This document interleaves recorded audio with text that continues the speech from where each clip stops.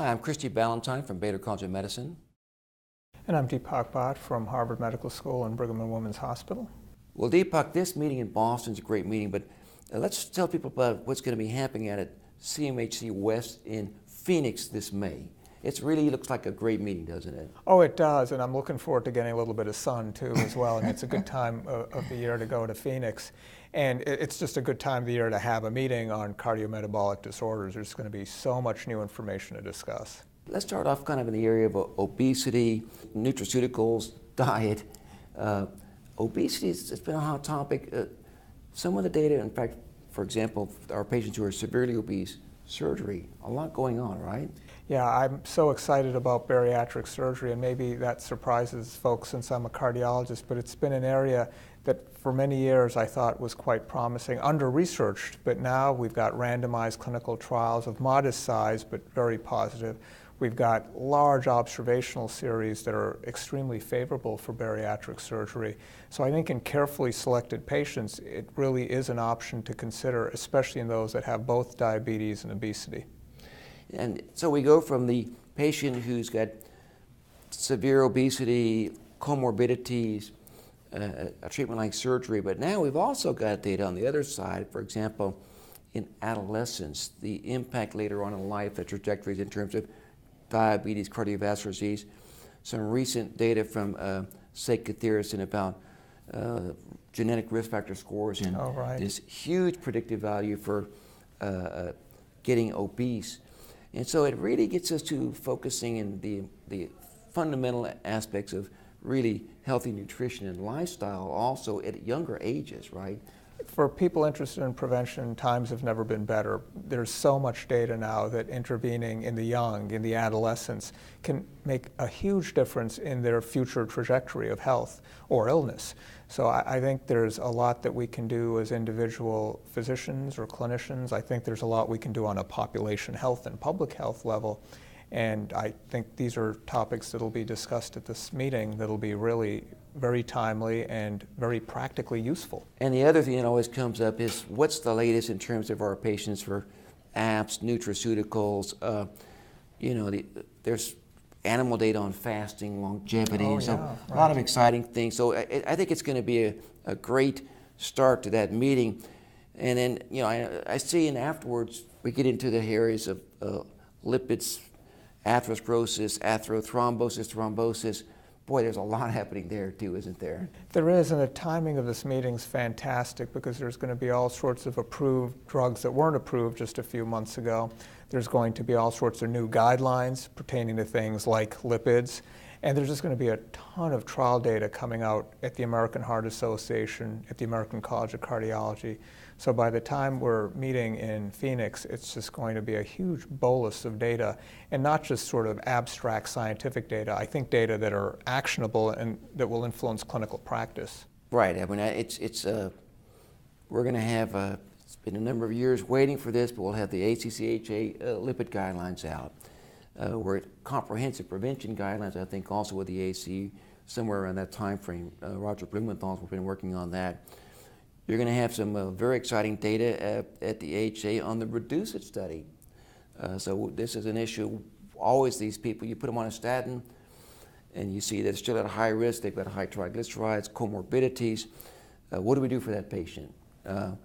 So it's really exciting. And then one of the things that comes up is the field of thrombosis. More information, and still this issue as a physician, the PAD patient. Oh, right. That's been a tough patient to treat with it. So exciting things going on in that area too, right? Absolutely. Vascular medicine doctors are super excited because of the very recent approval of rivaroxaban 2.5 BID for the COMPASS indication. That's high risk but stable CAD and or PAD. And both parts are interesting, the CAD and PAD part. But the PAD part in particular, there's not a lot of great options. There's not a lot of medical therapies that actually reduce amputation risk. So in the vascular medicine community, we're pretty excited. Yeah, and then we have this data on PCSK9 inhibitors, that if you profoundly lower their LDL in those patients, there's a benefit. So I think some new options in vascular medicine, the area of lipids, a lot of new information in regards to what our guidelines are, patients with high triglycerides, and there'll be some updates in terms of LPA, also an exciting area.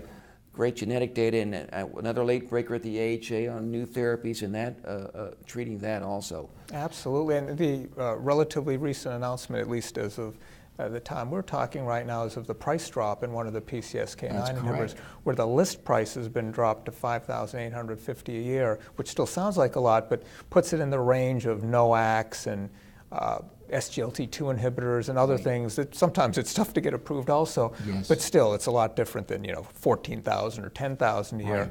And I think what that means to our potential attendees is if they haven't really been paying attention to the PCSK9 space because, you know, it's expensive drugs, not going to really use them anyway in real life, now things are changing because you can actually use them. Right. The process is opening up. I've noticed that in my practice, it's gotten easier. We have a lot of difficult patients. And this is even preceding this price drop. So the field it keeps moving very rapidly. And, you know, and it's the one that is striking to me, hypertension and heart failure. You know, we tend to think of hypertension as, and for a while it was a little bit quiet, but boy, that's particularly those two together, a lot happening in that sphere with hypertension and heart failure. Absolutely. I mean, heart failure in general with respect to hypertension, heart failure in the patient with diabetes, that's been now recognized as a major problem, a major under-recognized problem, an undertreated problem. A lot of these diabetes outcome trials have unearthed heart failure as really a major complication of diabetes, both heart failure with reduced and also preserved ejection fraction, and now therapies, the SGLT2 inhibitors, that seem to impact that risk pretty substantially. You know, more intensive blood pressure reduction is making a big impact. SPRINT study, you mentioned SGLT2 inhibitors, and then we have some novel agents, neprilysin inhibitors with ARB combination. Oh, right. I mean, so it's very exciting, and I really think is that it's something that in general, as you know, and as someone who's been a preventive cardiologist, you know, the low-hanging fruit is prevention of heart failure, and we really haven't focused upon that. We've focused upon stroke and MI and done a good job with it, but heart failure is, as we have an aging population, more obesity, diabetes, it is the emerging threat, and there's a lot more. There's a lot happening. And it's something that I think everyone who comes to this meeting will be really excited to hear about for that. Well, we just talked about what's driving heart failure. It's diabetes. And talk about an area where there's a lot happening. That to me, as a cardiologist, has been an eye-opener in the last, 5-6 years. We used to say none of the drugs made any difference. And boy, that's changed, right? Yeah, I think these diabetes outcome trials, and you and I were just discussing this on a panel recently, it's really made a huge impact on the field of cardiovascular medicine. And, initially there was some skepticism about whether these trials were a good investment of, resources, human capital, patients, but as it turns out, we've learned a lot about diabetes drugs. We've uncovered some side effects that we wouldn't have otherwise known about, but even more important for the field, we've found agents like the SGLT2 inhibitors that impact heart failure, and in some cases in high-risk patients at least appear to lower mortality as well. And maybe not affecting heart failure, but that same process has led to GLP-1 receptor antagonists being shown to have what I think are anti-atherosclerotic effects, reducing cardiovascular events, not heart failure, but ischemic events. So with 2 new drugs impacting hard outcomes in diabetes, I think it's a great time to be interested in cardiology and diabetes and their intersection. In fact, it's so much so that cardiometabolic disease, we recently at Baylor, we're putting in a T32 training grant, it's an NIH grant. Right. We're putting it in with endocrinology and cardiology to focus on cardiometabolic disease, where we're going to try to have more didactics, clinics, so everybody gets exposed to it. We live in Houston's a city where it's, if you take a look at who gets cardiometabolic disease, well, in fact, if we look at the highest rates, so Hispanics, African Americans, but also South Asia and China are having a race to who's going to lead the world in diabetes, which is now in the city of Houston, that is 60% of the population. So if you're working in any kind of community, but particularly if it's a diverse community, what you're going to see is the drivers of cardiometabolic disease are more and more prevalent, and this is a great meeting to kind of catch up with everything. Oh, I agree. I think it's gotten to the point where really as a cardiologist now you need to know about the SGLT2 inhibitors, not just in the abstract, but how to actually use them in your practice. Even the GLP-1 receptor agonists, I think, especially as the oral agents gain traction, I think that's just like a statin used to be maybe 20 years ago, where perhaps at least interventional cardiologists, not card-carrying preventive cardiologists, like you say, oh, well, the family practitioner will deal with it, or maybe the endocrinologist will deal with it if it's someone with diabetes. But no, those are really things that we have to take ownership of if it's our patient. And if it's complex, obviously in collaboration with the endocrinologists. But it's an exciting time and a lot to learn.